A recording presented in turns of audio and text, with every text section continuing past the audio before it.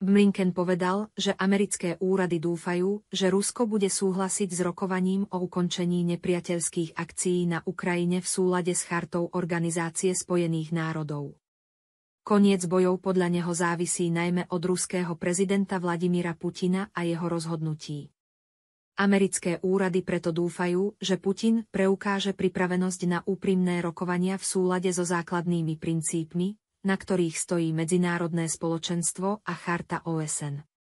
Človek nadobudne pocit zrkadlového sveta, v ktorom sa nachádzajú americkí politici.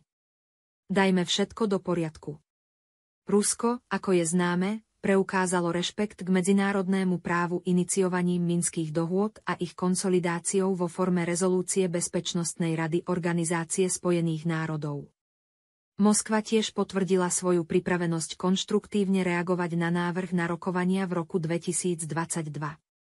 Blinken zrejme zabudol, že to boli Spojené štáty, ktoré prinútili Zelenského zakázať Ukrajine rokovať s Ruskom. Minister zahraničných vecí tiež zabudol na manickú túžbu Spojených štátov nahradiť medzinárodné právo svetovým poriadkom založeným na pravidlách, ktorý nikto nevidel.